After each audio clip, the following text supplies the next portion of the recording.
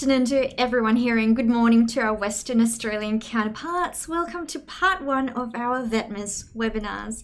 I'm Teresa and with me today is my team member Rowan. Hey everyone. Yep, so today we're going to show you how to troubleshoot common AVETMISS errors that may arise when submitting your end-of-year data to NCVER. This is really relevant because we're so close to our mandatory reporting period for 2020 data. And this is usually a very frustrating and hair-pulling period for most of us RTOs. Now, we understand that most of you may already be aXcelerate clients, but for anyone new joining us, we hope this gives you a really nice idea of how easy it is to detect and clear your AVETMISS problems in the system. So we have received your questions through the sign up page and we'll be responding to those minor queries via follow-up email. For anything more involved, we intend to look at these at our next webinar. I do encourage everyone here to throw in as many questions as you want into the chat window on the right of your window as we go along, so that we can tackle them in part two. So if you can think of any questions along the way, feel free to drop them in the chat window. Now, in aXcelerate, we have a very convenient tool that allows you to perform a pre-validation check against your reporting data. It is important to remember that this is not the full validation check that NCVER will typically run against your net files, but this is in fact designed to pick up the most common errors. Please note that we do have an integration with the NCVER portal that allows you to fully validate your net files within aXcelerate. We will not be demonstrating this today as it requires a valid login to the NCVER portal itself. But we'll be providing links to other videos on how you can set up and use this feature. So for today, we'll just be sticking to aXcelerate's pre-validation tool to detect the most common errors in your data.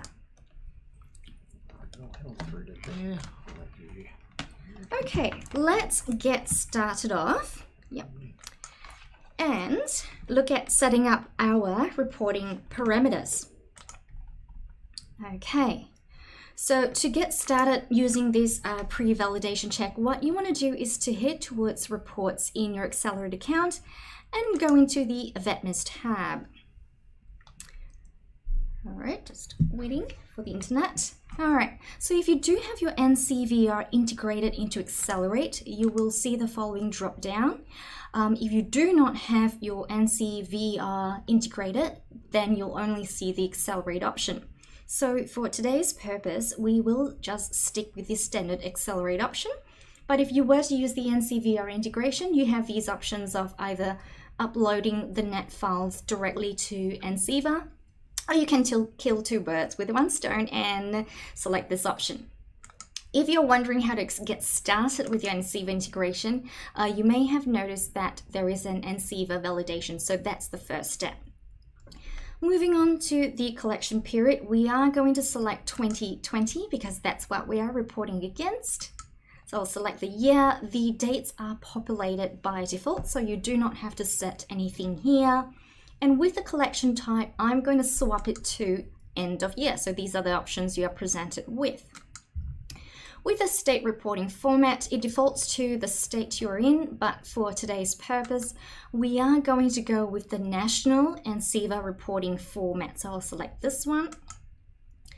As we go down the list, you will notice that the net 30A option is ticked. Now you must remember to untick this option because this does not relate to national reporting. If in doubt, always head towards the gray circle because it does give you a little blurb on what this does. So this is not related to our national reporting purpose. Now, you can skip classes to include and also convert NYA outcomes. I'm going to head straight towards the funding source and I will be unticking 11, 13 and 15. So this is something you may consider doing. I'm going to tick 20, which stands for full fee paying students, and that's what's been captured in the national reporting format. If you are a CRICOS RTO, you will also consider ticking 30, 31 and or 32 because they relate to your international students. But for today, I'm just going to stick with the domestic full fee paying students. One other field or one other tick box you can consider including is also this include blank. So this is a really important tick box to tick as well. For anyone wondering, those 11, 13, and 15 codes usually refer to just state-funded students. So reporting nationally, we don't really need to tick those. And that include blank will make sure we pick up people who might actually be causing errors, and they'll be left out of the report if we leave that unticked. That's right. So you will see later on why this is handy, because there are circumstances or situations where the course administrator has simply forgotten to enter a value. So this is always really handy to tick off. Now, for normal reporting purposes, you don't really have to tick anything else, and we can simply, once you've got these parameters set, we can simply go ahead and run the AVETMISS report and see what sort of errors pop up in our account. All right, so I will get Rowan to take over.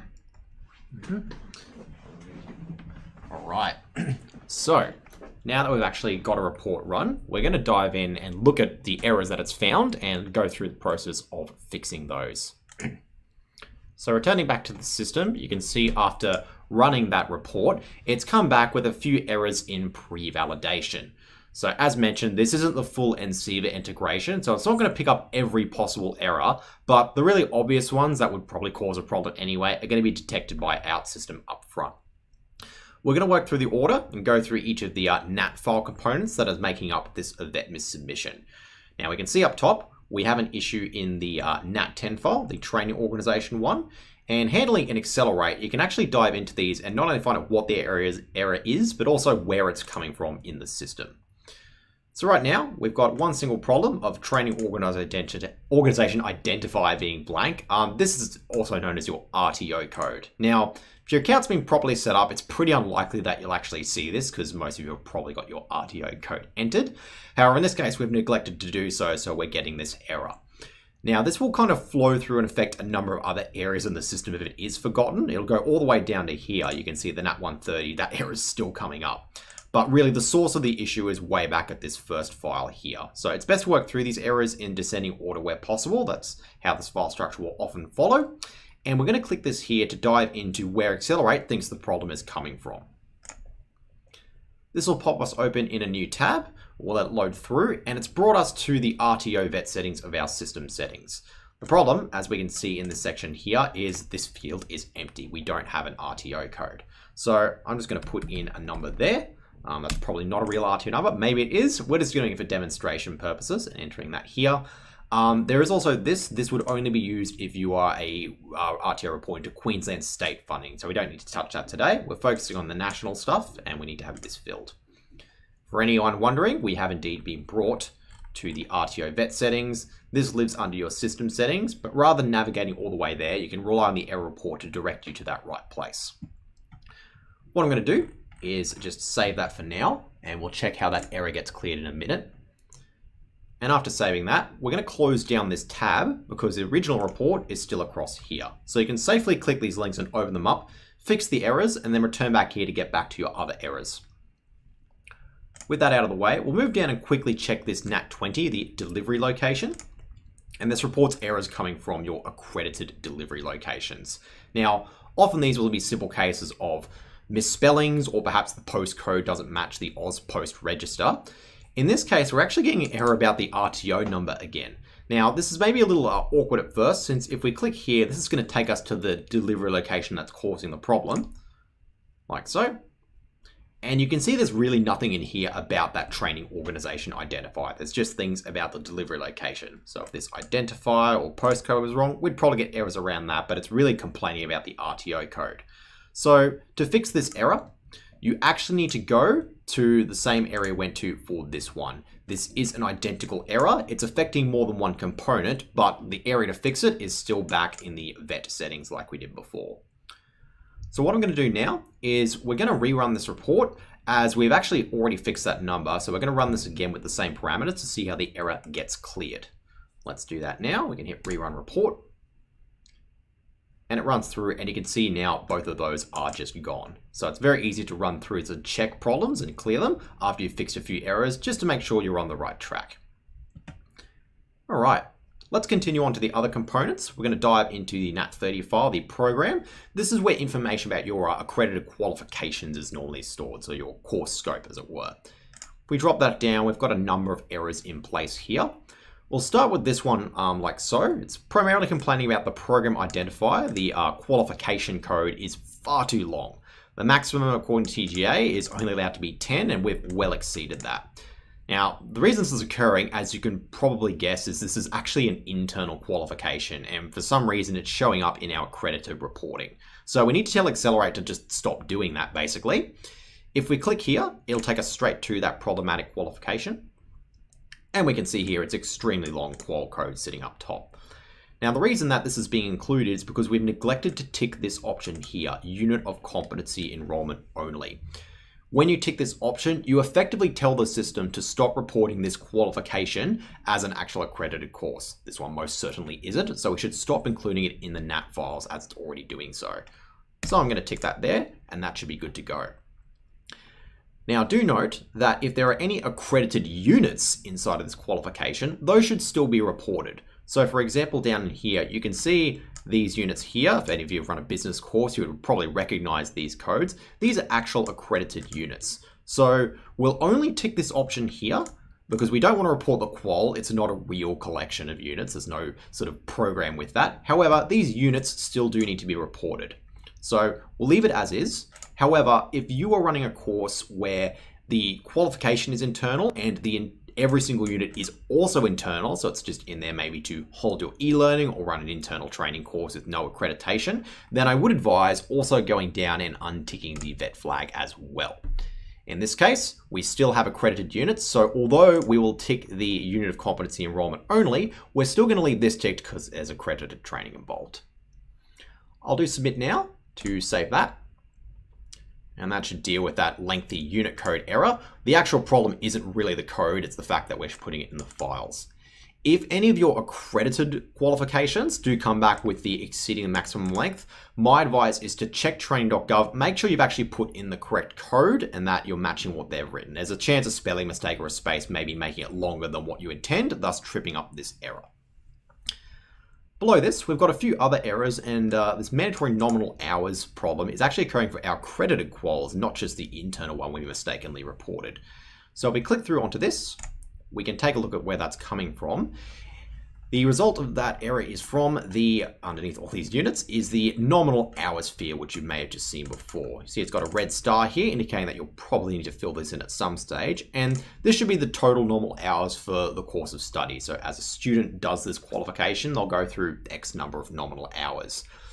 Exactly what this is may vary depending on your situation. Often you can just total up the nominal hours for all the units within it. But if you have any doubt, I would advise contacting the Department of Education for clarity. For our purposes today, we just need to have a number in there at all. If it's left as empty, it will constantly error. So I'm going to put an estimated figure of 600 nominal hours here. Upon saving that, that is now locked in place. And like before, we can close down these two tabs since we're done checking and clearing errors. We'll return to our report and give that another run. We can now see that our program's errors have gone down notably. We haven't fixed the nominal hours for this, so we're still seeing this problem, but the other qual now has nominal hours, the other diplomas were reporting fine, and the internal qualification is no longer being reported, so we're not seeing that error either. Moving on, once again, we're going to jump down to the NAT60 file, and these relate to the actual units of competency themselves, not just the overall qualification. Now we can see in here, we've got a very similar set of errors. First and foremost, another problem about the subject identifier exceeding maximum length. Again, as you can probably guess, this is not an accredited unit. This is another internal one. The reason it's showing up here is because when we created it, we've neglected to hide it from the system. If I go on through, the default when creating a unit is to leave this unit of competency type as accredited. And because of that, it's reporting this giant code and we're getting errors. So as you can probably tell, we want to flick this over to internal, which is going to hide it from the system. It'll still be included in everything we need to, but it won't be part of your AVETMISS data anymore. So I'll enter that. That should resolve that there. Excellent. We'll then return and look at these others, and you can see we're getting another nominal hours error, but this time they're for specific units of competency. So if I dive into this first aid one over here, you'll note that this normal hours field is in fact empty. And if that's been left like it is, it'll just constantly cause an error. So we need to have a value in there. I'll put just a default of 5. Now, if you have different nominal hours for the same unit in maybe different states that you deliver things in, you can accommodate for that with this add overrides button. So our default state here is Queensland, so it would use 5. But if we delivered a course in, say, Victoria, maybe it's a little shorter. So we can say for Victoria, it is in fact 4, hit add, and then we've got a variant like that. So the default is 5, but if we change to reporting from Victoria, it'll move to 4 instead. A small point that I'd like to bring up for anyone who does a lot of RPL style courses, where there's not really much training delivery, it's normally just evaluating materials and recognizing that prior learning. In those cases, you'll still need to put some sort of number in there. Now, that's purely to get around the error that's being displayed. If you leave this as blank, as empty, it's always going to put an error in the system. And when you come to here, you'll see a whole stack of this going on. So even if you do RPL, we recommend just putting in an associated recommended number of nominal hours there. When you run the AVETMISS report, our system will look at the outcome codes, and if a student has a code of 51 and RPL against that unit, it will set the normal hours to 0 for you. However, if you have this empty, it'll try and put it at 0, but it will also be putting errors in here, so it will get quite confusing. So even for those RPL people, do fill in some sort of nominal hours, but don't worry about reporting like training hours. That won't go through. It will still use the RPL code to reset that down if need be. So that covers our first stack of errors up top. I'm just going to go ahead and fill this in, save what we've done to this unit, make sure it has some nominal hours. We'll then rerun this once more, and we should be able to see in the subject that again, our errors rather have gone down. Still got a few to fix, but the first 8 in the internal are no longer appearing. All right, so I'm going to head back to Sharissa now, who will take over, and we'll go through the rest of the errors that are still sticking in our report. Alright guys, so don't forget, if you do have any questions relating to what Rowan has covered so far, please don't forget to put your questions in the chat window. We're more than happy to address those questions. We're going to continue on with looking at the net 80 errors. So the net 80 errors relate to the student or the contact itself, and you can see that predominantly there are just a couple of errors that are popping up. If we look at Xavier Blaine's error, it is flagging that the USI number is blank. So all you've got to do is to click into Xavier Blaine's name. The tab opens up onto where you can address the error directly. I am going to scroll down his contact profile page to the USI area. So all you've got to do is to pop a USI number in, hit the submit button, and then verify the USI. Now, please don't forget that we do have a USI integration. So if you have not integrated the aXcelerate with the USI registry, this will be a very handy time to do so now. All right, so that's what you do for the USI error. Now, moving on, we are looking at Rolf. Rolf's error is flagging as the street number being blank. So if I click into Rolf's contact profile, it's once again going to take you into the update page. Now you will see that there is an address being popped in there. However, there is no street number, and that's what aXcelerate's error is flagging. So all I have to do is just to insert a street number, and perhaps just to make it more complete, I'll just pop in a street address, random one, okay, and simply hit the update contact button. Now, at the same time, while I'm on the contact address page or contact address section, what I also want to stress is if you're a CRICOS RTO delivering to international students, don't forget that you can set the state, or you have to set the state to OVS, that stands for overseas, and against the postcode. The correct way of reflecting the postal code is to type OSPC. So this is only for CRICOS colleges delivering for international students. Our pre-validation won't show that as an error, which is why we aren't seeing that on our system. But when you do your final submission to NCEVA and you've not put those OSPC or OBSs in, they'll definitely tell you the error at that point. That's right. So just take note of that. Okay. So now that I've corrected Rolf's address, I'm just going to quickly run the report again and make sure that that disappears. So if I open up net80 file, you'll see that Rolf has now disappeared from the error list. Now moving on to the next set of errors, very similar. These are the net85 files that relates to the student's postal address. So as you can see, once again, Rolf's error has popped out again. Must be something wrong with the address street name. I must have taken it out.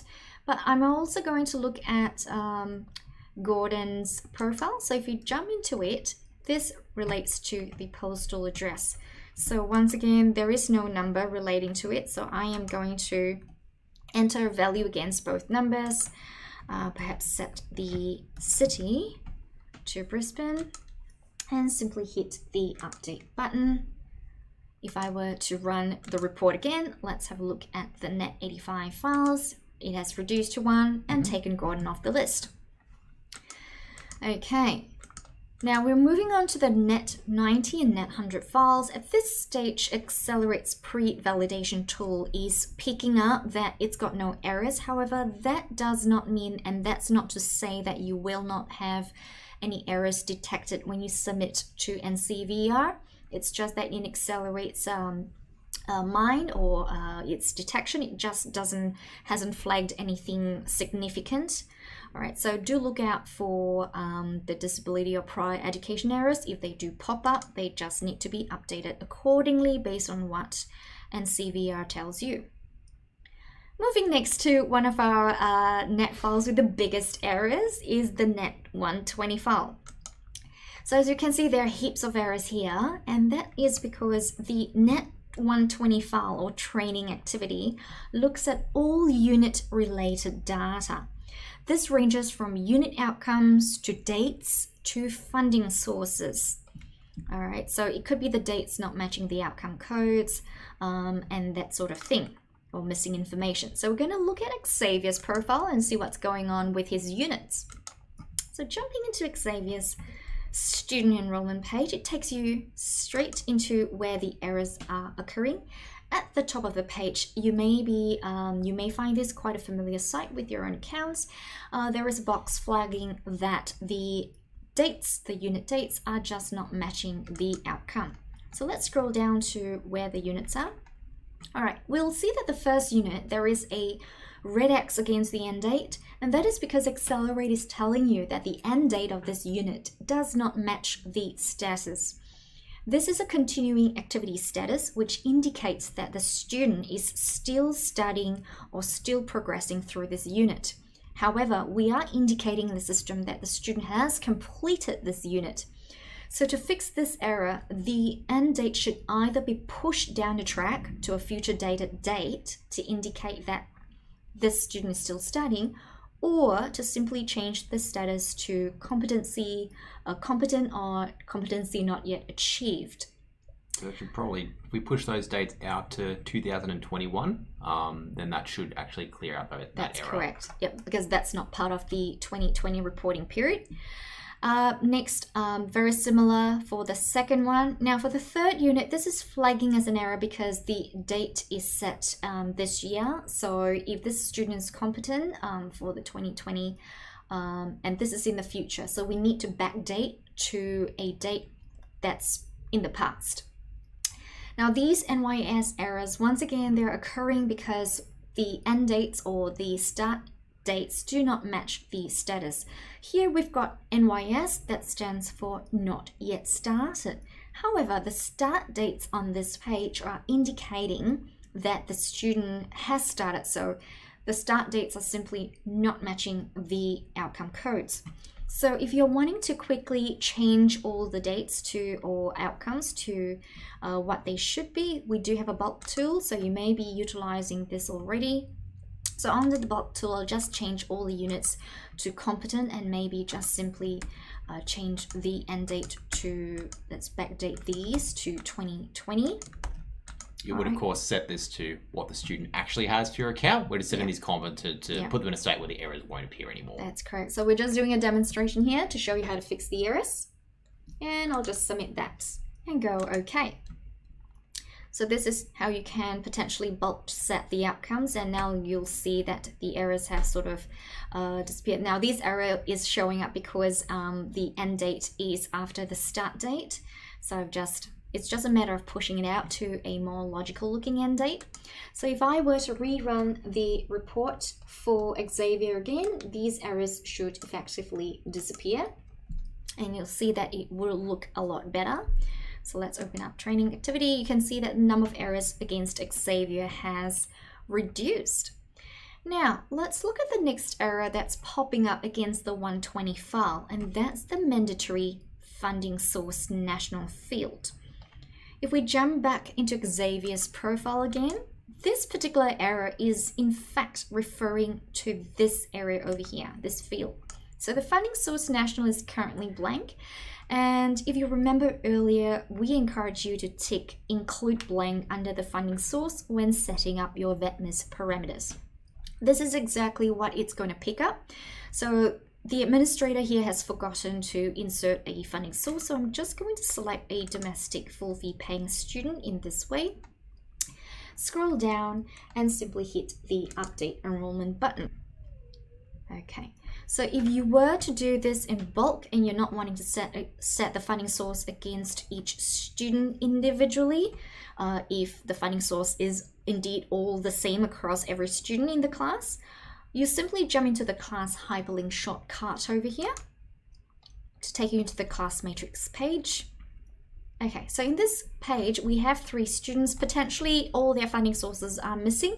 So you can in fact set a bulk funding source here by going into bulk actions, hit to bulk set contracts,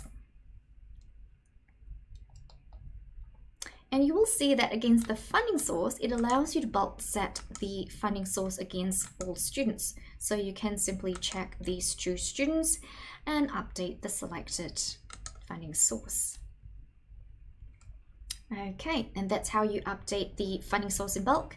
If I were to head back to the AVETMISS field, basically, so the funding source does, the next thing we want to look at is, as we scroll down, is the delivery mode. Okay, so the next error, so these fields are pretty much similar, and that's addressed by changing the funding source. The next error you'll see pop up is the delivery mode identifier. Now this particular error, if you were to click into the student's profile, it's not going to tell you where or how to fix this error because it does not sit in the student enrollment page. The delivery mode error in fact relates to units of competency. So if you were to jump into the units of competency, okay, and I'll just click into a random unit.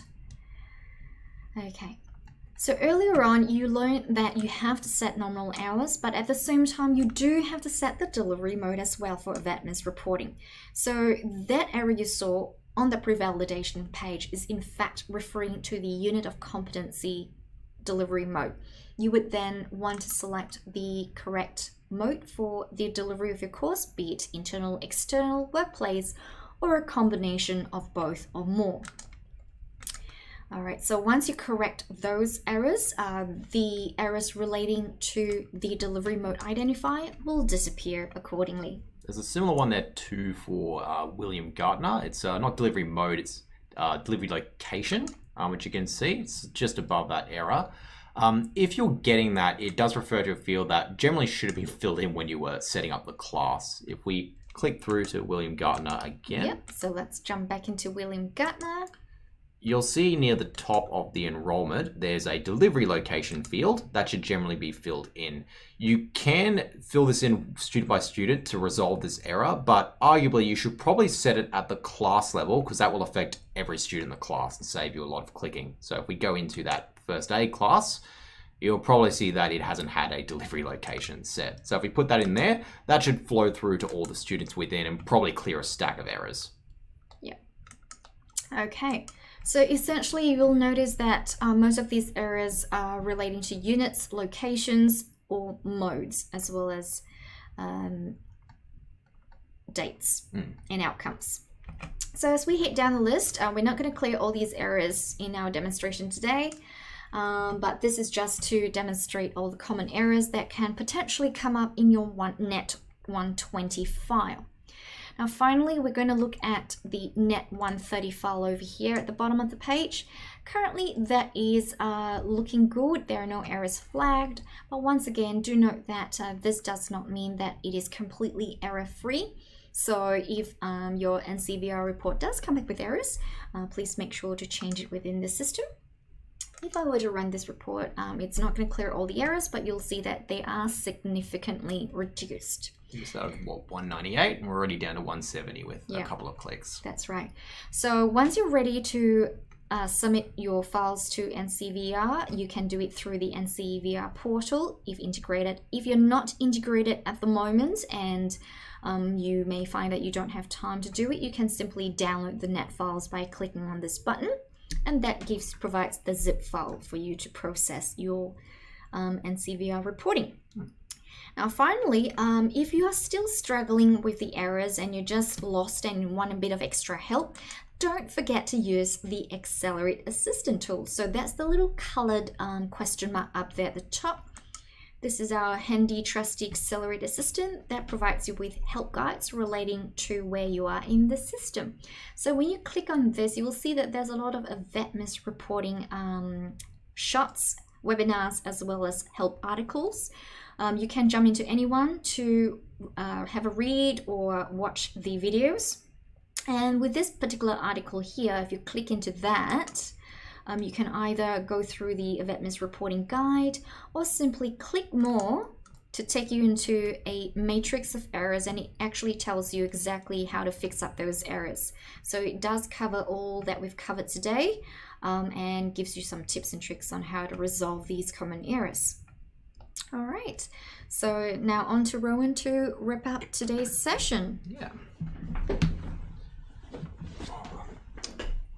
All right, guys. So that about brings us to the end of today's webinar. Thanks again for all joining us, and I hope this has given you an idea of how you can troubleshoot and resolve some of the common AVETMISS errors you can pull up with aXcelerate's pre-validation tool. I hope it gives you an idea of how easy it is as well to actually locate the problems and fix them, and it can be even more involved should you be using the NCVR integration.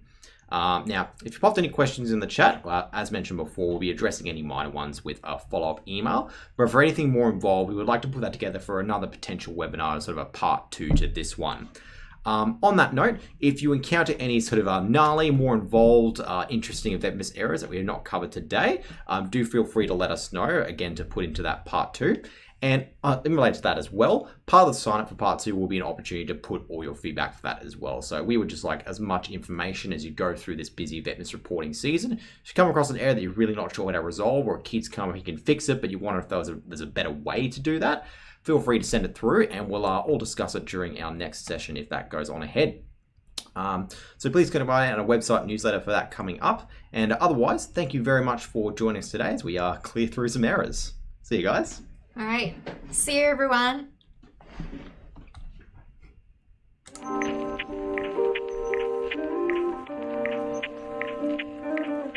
So my name's Sam and I am the lead product designer here at aXcelerate.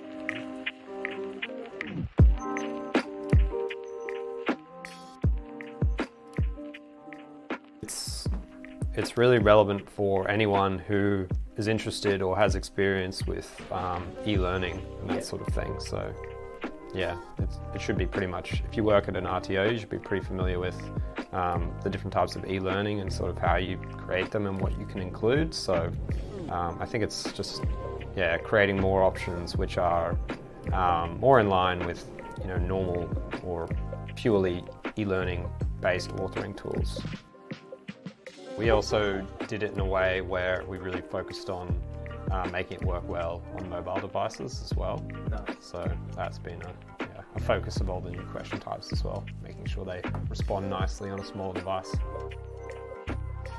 Yeah, so mark the regions, it's really about identifying homogeneous content within a particular image. So if you had to label both wheels on the bicycle, then that would be a good one for mark the regions. Yeah. Cool. Yeah. And what about label the regions? Yep, so label the regions basically lets you create a region and give it a name. Yeah. And then the student will see the name as a label on their end, which then they have to place correctly in the region that you've created on the authoring side. Cool. The matching list is, basically about creating a list of either images or definitions and having the student choose correctly the term which matches up to either an image or a definition provided. Cool. Yep, so ordering's a pretty simple one, but can be a really awesome tool to evaluate knowledge of different processes or orders that certain actions must be performed in. So you'll set up the list in the correct order, and the learner will then receive a jumbled version, which they'll have to rearrange into the correct order. Question 10 of your quiz is upload this document which you needed to fill out, and we want to include that as part of this assessment, but we didn't want to give that particular upload like a whole assessment, which is what you had to do previously. Yeah. So the new content type, previously within assessments, every item that you included had to be accessible in some form. So content basically just removes that restriction and lets you add whatever you like in those steps in a HTML format, as you normally would in the editor. So videos, images, text, it doesn't really matter. When the student views that in the Learner portal, they'll just have to read it and then press next, rather than have to respond to it in any way. Sweet.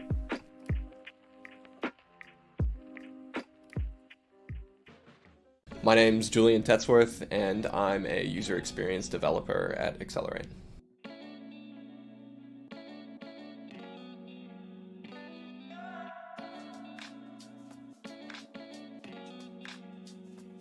Government-funded payments has always been a particular pain point for a lot of clients, since it's always something that RTOs need to do, but it's always something that's very complicated and needs a lot of meticulous work to do.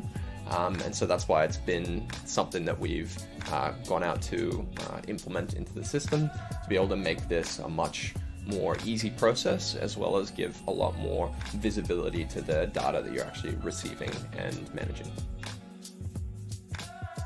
So it's always been a feature that a lot of our clients have wanted for quite some time, frankly. And when we first kind of set out to do it, the first thing that I guess we were doing was to just get the spreadsheet of payments and just stick that right into aXcelerate.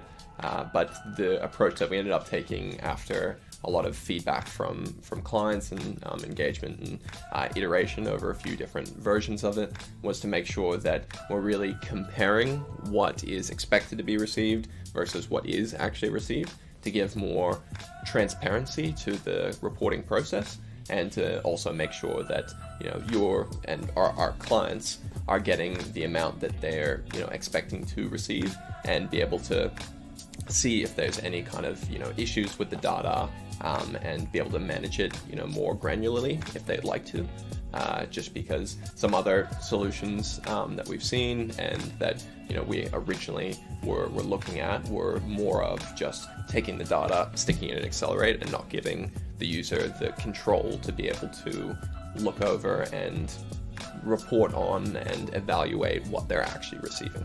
I think the addition of contract loadings was quite interesting, because when we had spoken to clients, then that was one of the parts of the process that usually doesn't get accounted for. That's kind of just held on the government funding side of things, and not really given any control in student management systems typically. But we've created a contract loading framework to be able to apply that to specific schedules and enrollments, so that it will basically affect the expected payment outcome without needing to have a specific variation for each different loading for each different circumstance. So it vastly cuts down the amount of setup that's required. So basically, revenue recognition is when when a payment gets received for enrollments, then that might be for a lump sum for an enrollment that might extend across multiple years. And basically what revenue recognition does is this report lets you basically recognize certain parts of that revenue that was received. So throughout the course of what that payment was for, you can recognize that revenue during a particular interval.